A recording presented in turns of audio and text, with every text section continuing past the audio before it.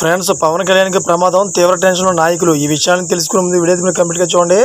అప్పుడే మీకు complete information ఏంటో అర్థమవుతుంది. అదేవిధంగా చాలామంది వీడియో చూస్తున్నారు కానీ సబ్స్క్రైబ్ చేసుకోవడం మాత్రం మర్చిపోతున్నారు. దయచేసి సబ్స్క్రైబ్ చేసుకోండి. సబ్స్క్రైబ్ చేసుకోవడం వల్ల నేను చేసే ప్రతి ఒక్క అప్డేట్ మీరు ముందుగానే పొందగలుగుతారు. అదేవిధంగా చాలామంది లైక్ చేయడం మర్చిపోతున్నారు. దయచేసి లైక్ చేయండి. లైక్ చేయడం వల్ల ఈ ఇన్ఫర్మేషన్ అనేది మనం చాలామందికి రీచ్ చేసిన వాళ్ళు అవుతాం. ఇంక లేట్ చేయకుండా వీడియోకి వెళ్ళిపోతాం.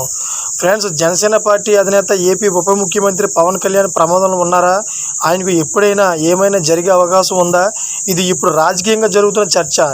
తాజాగా కేంద్ర నిఘా వర్గాలు రాష్ట్రానికి సమాచారం అందించినట్టు తెలియడంతో పవన్ కళ్యాణ్కు హాని తలపెట్టేవారు ఎవరు అనే చర్చ జోరుగా సాగుతుంది. నిజానికి ఈ ఎన్నికల్లో విజయం దక్కించుకున్న తర్వాత పవన్ కళ్యాణ్ పార్టీ కార్యాలయం లేదా ప్రభుత్వ కార్యాలయాల వరకే పరిమితం అవుతున్నారు. అయితే ఆయన బయటికి వస్తే ఇబ్బందులు ఎదురయ్యే అవకాశం ఉందని అప్రమత్తంగా ఉండాలని తాజాగా కేంద్ర నిఘా వర్గాల నుంచి సమాచారం అందడం అందరినీ ఆశ్చర్యం గురిచేసింది.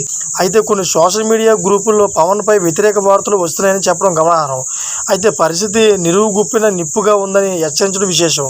అయితే అసలు అంత ప్రమాదం చోటు చేసుకునే అవకాశం పవన్కు ఎక్కడుంది, విషయం ఏంటి అనేది చూస్తే ప్రస్తుతం రాష్ట్రంలో వైసీపీ నేతలు కార్యకర్తలపై దాడులు జరుగుతున్నాయని వైసీపీ నాయకులు ఆరోపిస్తున్నారు. హత్యలు జరుగుతున్న ఉప ముఖ్యమంత్రిగా ఉన్న పవన్ స్పందించడం లేదని చెబుతున్నారు. దీనిపై సోషల్ మీడియాలో చర్చ జరుగుతోంది. ఇదేమన్నా పవన్కు ముప్పు తలపెట్టే ప్రమాదం ఉందా అనే చర్చ సాగుతోంది. మరోవైపు తూర్పుగోదావరి జిల్లాలో బియ్యం అక్రమ రవాణాపై జనసేన దూకుడుగా ఉంది. అయితే వైసీపీ నాయకుడు మాజీ ఎమ్మెల్యే ద్వారంపూడి చంద్రశేఖర్ రెడ్డిని టార్గెట్ చేసినట్టు రాజకీయ వర్గాల్లో చర్చ సాగుతుంది. Thank for watching friends.